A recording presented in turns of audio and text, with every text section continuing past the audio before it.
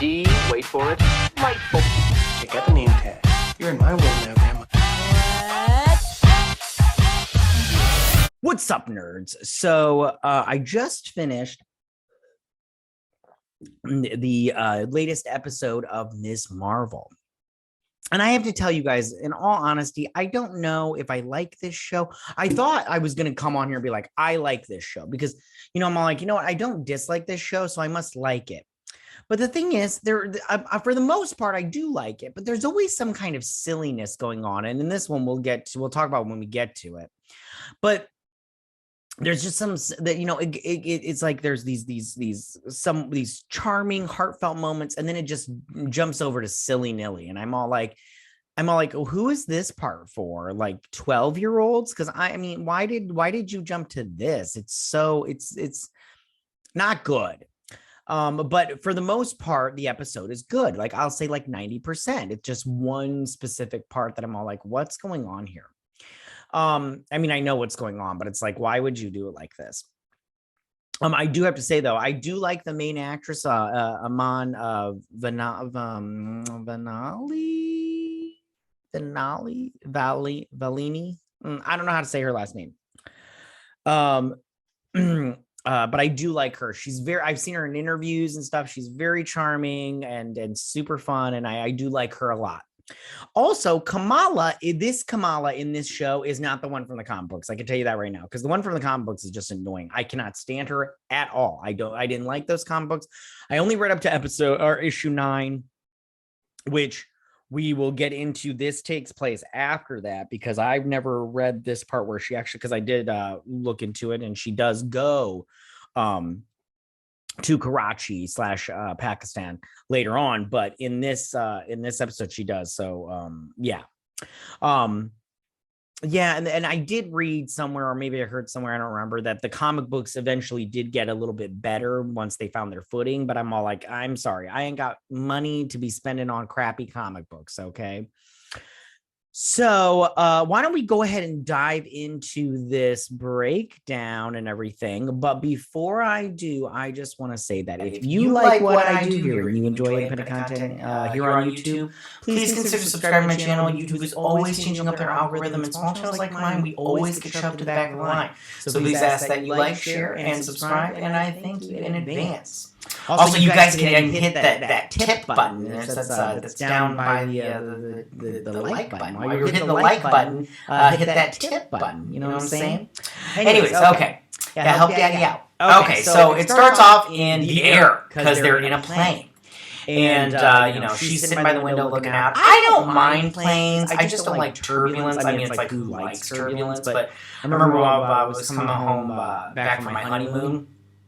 And there was like barely anybody on the plane. I'll say like 10, 15 people at tops. And they gave us free alcohol. And I just remember like all we just kept going like this. And I'm like, oh, we're going to die and everything. So that's not what this was. Which I'm glad they didn't do the stupid turbulence thing and everything, because that would have been like annoying. They do that in every movie.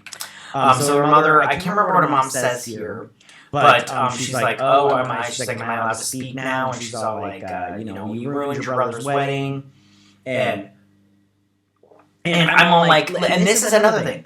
Kamala annoys me because she should just be more open with her parents, like in all honesty. That's why I'm always on like the mom side and the dad side, because like they're right in this situation. Kamala's keeping this secret, and I'm like, why? Why are you keeping this secret? Like you could tell them.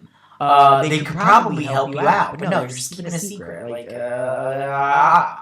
anyways, so she's like, we're in international territory. Does that mean my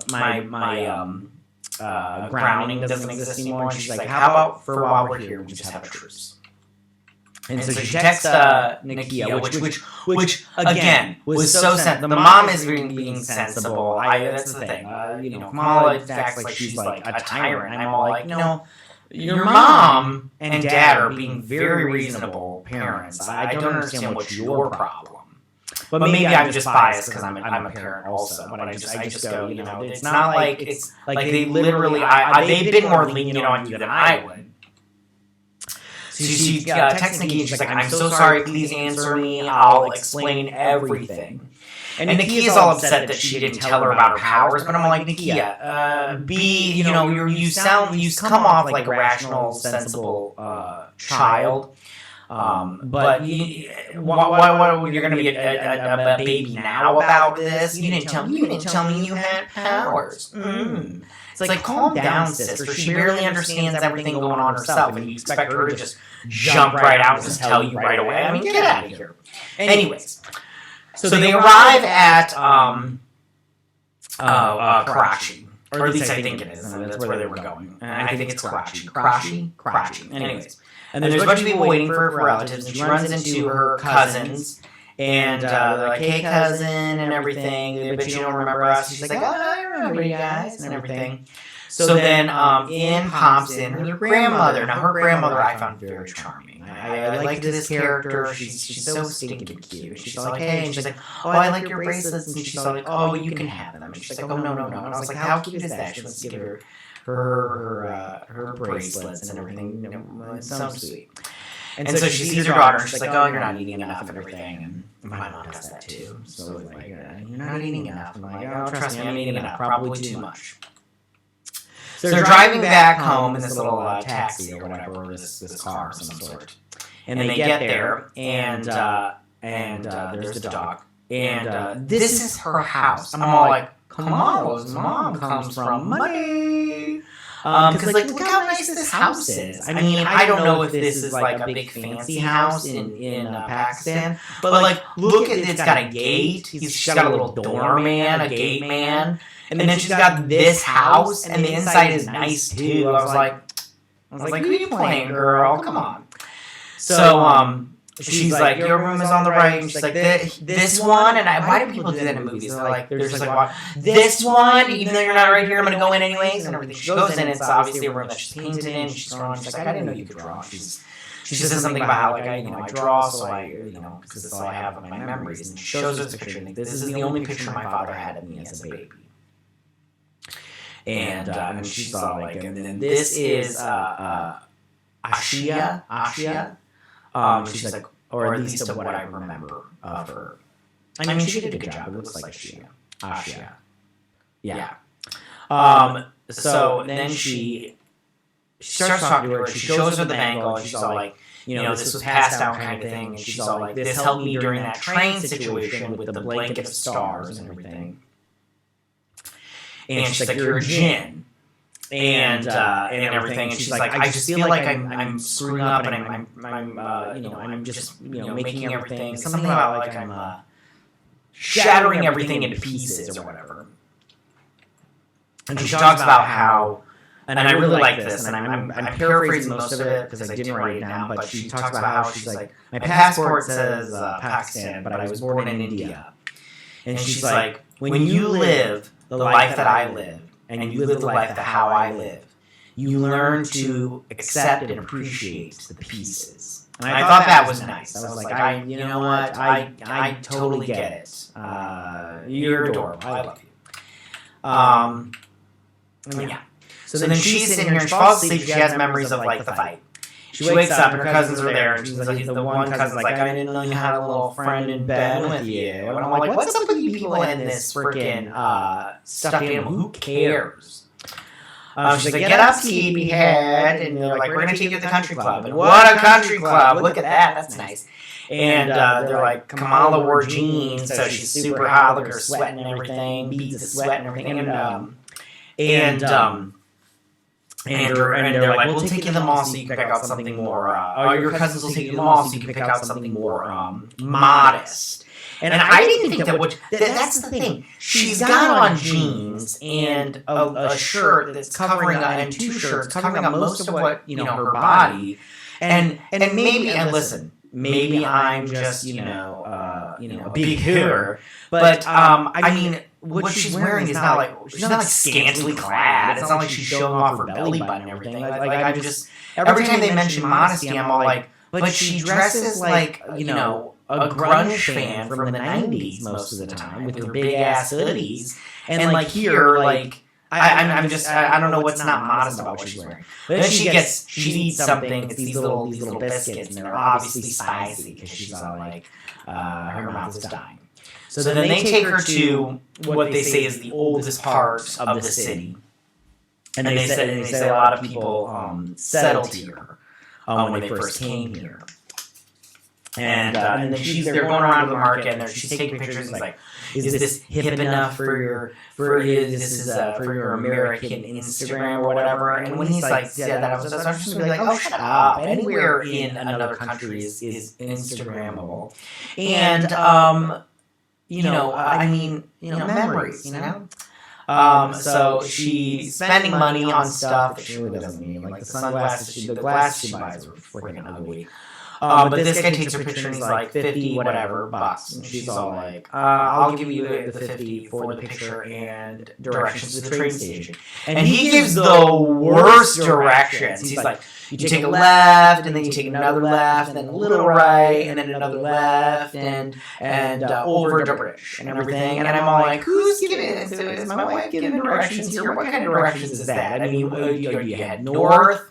How many streets over do you take this left, and then, what's the name of the street and everything? And I'm all like, these are the worst directions ever. Plus, I just really like, ain't you got, your phone? Kamala, just use your phone. Like, hey, give me the train station and everything, and Siri will help you out. Maybe. I don't know. So then she gets to the train station, and, they talked about, I don't know. So she's sitting here, and she puts on her mask, which I was like, that's dumb. Why are you putting on your mask? It's not a point where I don't like the show anymore or anything. I thought the show was silly when she put on her mask. I just go, why are you wearing your mask in this public place? That's just, I don't know. So then she gets this dagger thrown at her, and then this guy pops up out of nowhere, and they start fighting. And I can't remember what she says to him, but he's like, would you know your guy's from Donkey Kong? And she's all like, yeah, good point. Did I not get anything wrong? Okay. So then they're fighting, and yeah, there at one point he's all like, he says something about how she's an American, and he's like, how do you know I'm not Canadian? He's like, it says New Jersey on your shirt. And I'm like, it doesn't say New Jersey. AvengerCon, okay. Anyways, and so they're fighting or whatever, and they stop fighting, and he's like, and then the cops come. And he's all like, sorry I don't get too many clips of the fighting. I was going to get a bunch more, but I just feel like when there's ever action sequences, it doesn't really help for me to get a bunch of pictures in here, because it's better if you just watch it. But anyway, so he's like, come with me if you want to live. She's like, what? And he's like, just joking. I always wanted to say that. Come with me, but you really need to come with me now, because the police are coming after him, or security guards, whatever they were.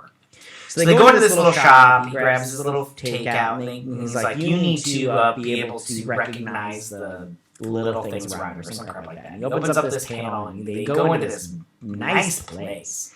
He's like, this is the headquarters of the Red Daggers and everything. And here's their leader, Wheeler, Walton, I don't remember. And he's like, do you want some lunch? So they're eating lunch, and she's like, is this red soup supposed to be this red or whatever? And he's all like, oh, sorry, Americans find a way to whitewash Chinese food and everything. Something about whitewashing Chinese food. And I was like, oh, okay, anyways. And so they're sitting there, and she's like, how did you find such a large enough scarf to cover that big mouth of yours? And I can't remember what he said to her, but anyways. So he's all like, let's talk to you about the clandestines and the Jinn. He's like, their dimension sits on top of ours, or, it's in correlation with ours or whatever. And he's like, and it's got there's a barrier of new energy. I don't remember exactly what he said. New. He's like, and that's what's, the barrier between our world and theirs. And if they use your gauntlet to break that barrier, it will destroy our reality, and their reality will become our reality. And so he sees her, and he's like, I've never seen that inscription before. And it says something about, like, find the power within you, or some crap like that. And I'm all like, I was like, what's that mean? What's going on here? Which I think these are Quasar's quantum bracelets, because he has two of them or whatnot. I don't know if that's the case. It doesn't even matter or whatnot. I don't know. Who knows? Now we've got this new dimension thing, or what are we gonna do? What's going on here? Anyways, So he's all like, yeah, whatever. So then back at the Supermax prison, which it looks cool, but it's not really Supermaxy because here's the clandestines, and long story short, they break out really easily too. And this was very cheap. This was a cheap set. This was the basement of some, complex or whatever. Anyways. So they break out, and she makes him leave his son. She's like, no, he made his choice and everything. He's like, Mom. And they all break out because they'll show up later. Watch. Sorry, you guys. At a long, early morning. So then she comes out, she's talking to her grandmother. I can't remember what they talk about here. Sorry. I didn't write it down. But so far up to this point, I'm enjoying the episode. I don't dislike the episode. The breakout scene from the prison was a little, too easy, but whatever, it's fine. So then she goes to this bonfire with Kareem. And they ask her if she's got. They call him a nickname, and then they ask her if she's got a nickname, and she's like Sloth Nugget or something, or Sloth Pillow or something like that. And they're like, "It's a Sloth Pillow, I like it." She's like, "See, they like it." I'm like, "Nobody likes it. Nobody likes it. He's just being nice. It's a dumb nickname." And they're like, "Hey, you want some whatever this was, chicken?" And she's like, "Hey, is this spicy?" And he's all, "She asked me if it was spicy. What an idiot." I just assume anything is spicy, like right off the bat. Especially if it's yellow or red. I'm just like, it's spicy. Like, you ever had those buffalo wings? They're like, is this spicy? No, it's not spicy. And they're like, it's spicy. So anyways, he starts singing and everything. Which, by the way, music in this entire episode, I enjoyed all of it. So then back at the house, the very nice house, the mom is cleaning up, and the grandma's like, oh, whatever. She's like, how can you let it get this bad? And she's like, give me your foot, your leg, and everything. She starts massaging her leg. She's like, oh, you call that a massage? She's like, it feels like you're taking out all your anger out on my leg. And so she's all like, you have to be honest. At some point in time, you need to come to America and live with us. And she's all like, why don't I do that? It's like, I'm not leaving my house. And so she's all like, you left home. And she's like, I had to. She's like, I was getting sick and tired of being ostracized by the neighbors because of my crazy mother. She's like, that's not true. She's like, yes, that's how it happened. That's why, and I think it's her dad, but she said that's why so-and-so left. Or that's why I left, that's why so-and-so left and everything. So then Kamala comes back. And they have a little mom moment. She's like, hey, want some toffees or whatever? And she's like, how do you eat these? And she's like, with really tough teeth and everything. So then he is talking to her about her bracelet and everything, how they don't have armor, but they're just, they're fighting Jinn left and right. And he gives her this vest, and he's all like, the fabrics, woven in or whatnot, and they mean something or whatnot. I can't remember. Oh, sorry, guys.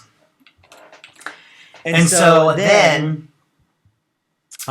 she puts it on, but then the clandestine popped through the ceiling, and she's like, surprise, bitch, and everything. And he's all like, get her out of here, get her to safety and everything. And now this is right here is when it gets into silly time, okay?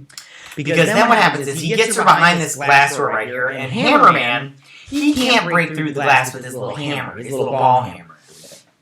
So at this point in time, I'm like, why don't you take Kamala and run and get her to safety? Because this guy's cracking the glass. Eventually, it will break.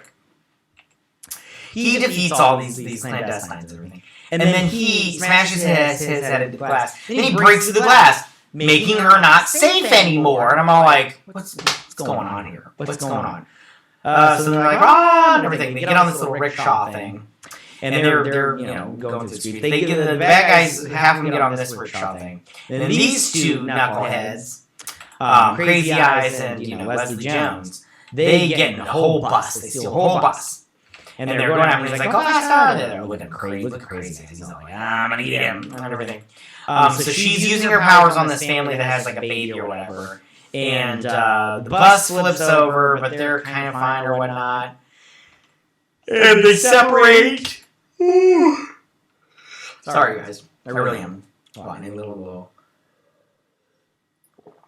Asian. Anyway, so she steals a truck and knocks over this guy's soda. And I'm like, hey, that's his livelihood. And you're stealing it? That's ridiculous. And then this guy, he's coming after him, and they get him cornered. And then Kamala comes in and hits him with the bus. And I was like, there's the soda. See all the soda? And they broke the bottles and everything. And she's all like, come on, we gotta get out of here. And he's Wheeler, whatever his name is. He is, up on the balcony. He's hardcore parkour. And he throws little knives and he like lands and everything. And I was like, that's kind of cool. But then mean lady comes in. She's like, you ready to fight, punk, and everything? And they're running through this alleyway. They just happen to meet up. And he sees that they're being chased, and he takes his last 2 daggers and he throws them at Baldman, knocks him over. But then she comes in. Look how angry she looks. She stabs him, and he dies. And he's like, ooh, it hurt, and everything. And she knocks him over the edge, and he lands on the ground. And she's like, we have to help him. He's like, we can. He's dead. I'm like, you don't know that. People survive stabbings all the time. Yeah, so they run into this little, like, cloth making area. Like, there's no way out. And I'm like, what? There's only one way in and out of this place? Come on. There's gotta be more than one. Come on. That's not very safe. I just wanted to say that. Work conditions in that area are not safe. So they're like, let's get ready. So then these two pop in, Crazy Eyes and Leslie Jones. They pop in and they start fighting. And he's kind of losing or whatnot. And she's kind of losing too. And then she rips down this thing and he stabbed Crazy Eyes. She's like, no, not my fellow clandestines. And she's like, give me that bracelet and everything. And she stabs it, and it opens up and it's like, and there's like this portal or whatever. And she transports, she's back to the future, is it? She's back in time, back to the last night of the last train of the separation. I can't remember what it's called. I'm sorry. She's there, and she's seeing all these families that are separating themselves, and they're like, "This is the last train. We have to try to get on one." This is, and a man's like, "No, you take the money. I don't need it." And they're like, "No, you're gonna need it where you're going," and like, I'm too old to travel. Yada yada yada. All this stuff. It's very sad. And you get up here and you see all these people, and they're just trying to get on this train to get out, so they don't have to deal with obviously the hardships that they're going to have to deal with. And I was like, oh, that's sad. That's sad because it's happened plenty of times in the past. And that's where it ends, her in the past. And I'm like, is she having a vision or is she really in the past? That's my question there. So that's the end of the episode. And like I said, once you got into that chase sequence, it got into Silly Billy Town, like real freaking quick. Like I was just like, I can't, like the nonsensicalness of it. Like I'm all like, are they playing this up just for like, slapstick comedy? Because it's not funny.